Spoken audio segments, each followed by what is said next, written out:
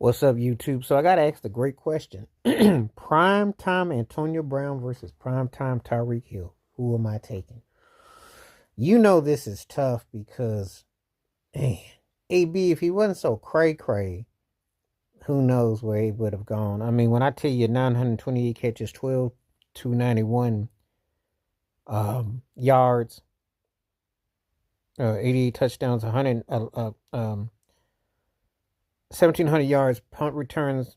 If I told you about that, when he was a Pro Bowl when it still mattered, Tyreek Hill, 798 catches, 11,000 plus yards, 95 touchdowns, and 141 games.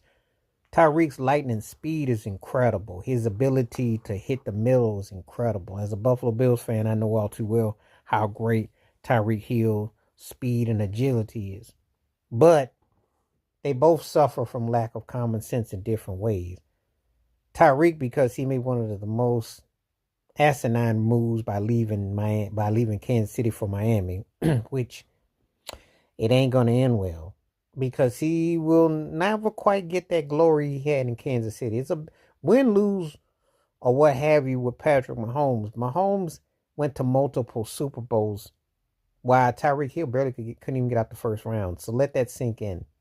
Mahomes only won 2 more rings and lost the Super Bowl, but he went to 3. Think about the success post you. So he really ain't sweating you.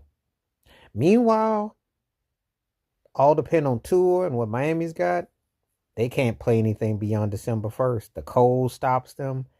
The injuries stop them, and the coach getting out coached and out thought. And they play in a division with Josh Allen and the Buffalo Bills. So big difference when you were owning the West. Antonio Brown's was just self-inflicted. I mean, he's kind of like the Kanye West of football players. There's no other rounds about it. And this guy was scary. Should have been the greatest Pittsburgh Steelers receiver. And when it was all said and done, could have been one of the top 5 receivers ever.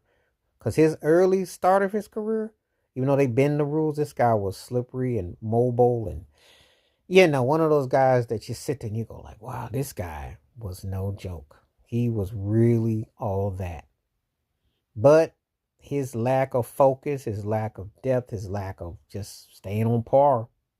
And this is what ended up happening. So we'll never know where he could have been and where it could have gone. So that's how that is with that. So AB by default has to take the L. But if you asking me who was better in their prime, it's AB. I know you just seen Tyreek go off, but Tyreek was pretty much one dimensional in a lot of ways, whereas AB did kickoff, punt